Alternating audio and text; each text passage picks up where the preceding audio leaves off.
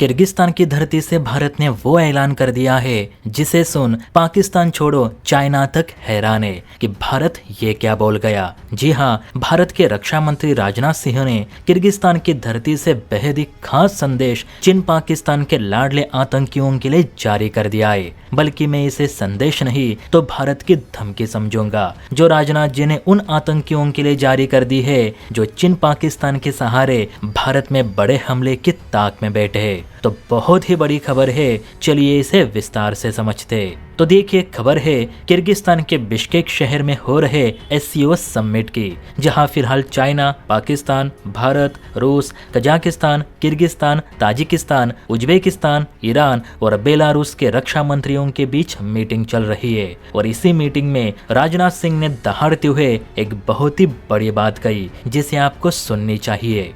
कुछ ही दिन पहले 22 अप्रैल को हमने पहलगाम में हुए भीषण आतंकी हमले के पीड़ितों को श्रद्धांजलि दी है। उस घटना ने न केवल एक क्षेत्र बल्कि पूरी मानवता को झकझोर कर रख दिया था। ऑपरेशन सिंदूर के दौरान हमने यह स्पष्ट कर दिया कि आतंकवाद के केंद्र अब सजा पाने से किसी प्रकार से बच नहीं सकते। आतंकवाद और उसके समर्थकों के प्रति यह हमारे जीरो टॉलरेंस के दृष्टिकोण का प्रमाण था, जिसे इस प्रतिष्ठित मंच ने भी स्वीकार किया है।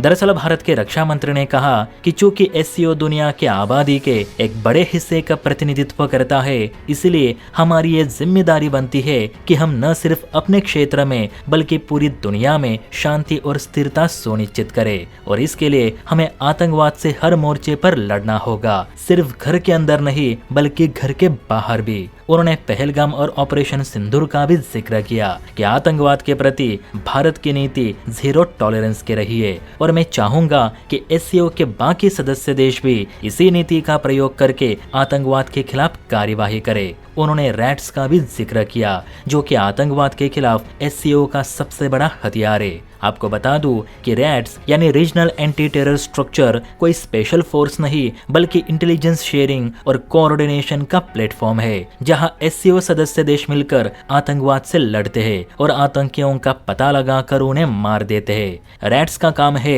अलग अलग देशों को आतंकियों को लेकर खुफिया जानकारी शेयर करना, आतंकवादी संगठनों और संदिग्ध लोगों का डेटाबेस बनाना, संयुक्त ऑपरेशन और एक्सरसाइज प्लान करना, साथ ही आतंकवाद, अलगाववाद और चरमपंथ पर नजर रखना।